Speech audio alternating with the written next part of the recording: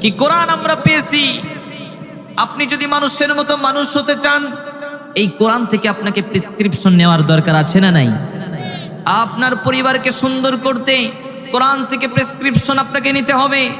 আপনার সমাজ, আপনার রাষ্ট্রকে পরিবর্তন করতে, সুন্দর করতে, উন্নত করতে কোরআন থেকে প্রেসক্রিপশন নেওয়ার দরকার আছে না নাই?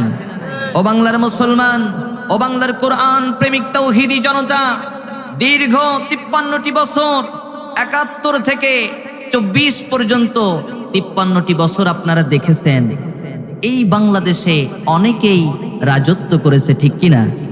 অনেকের শাসন ব্যবস্থা আমরা দেখেছি। সবাই কিন্তু মুসলমান, সবাই কি? সবাই মুসলমান, কিন্তু কোরআন দিয়ে কেউ কি দেশ চালিয়েছে? কথা বলে না, কেউ কি কোরআন দিয়ে দেশ চালিয়েছে?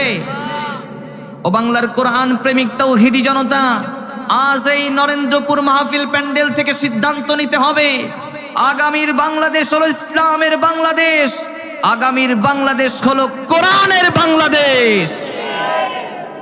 কোরআন দিয়ে দেশ চলুক আমরা চাই কি চাই না? কোরআন দিয়ে দেশ চলুক আমরা চাই কি চাই না? কারা কারা চাই দুই হাত তুলে আমার আল্লাহকে দেখান।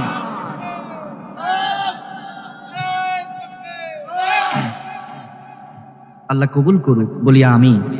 আল্লাহ কবুল করুক বলি আমিন। তো আল্লাহ পাক রব্বুল আলামিন এমন একটা কোরআন আমাদেরকে দিলেন, এমন একটা কিতাব দিলেন, যালিকাল কিতাব লা রাইবা ফীহ। এটা সেই কিতাব যার ভিতরে কোনো ভুল নাই। ভুল তো দূরের কথা, সন্দেহের অবকাশ পর্যন্ত নাই, ঠিক কিনা? জোরে বলেন ঠিক কিনা? এমন একটা কোরআন আমরা পেয়েছি।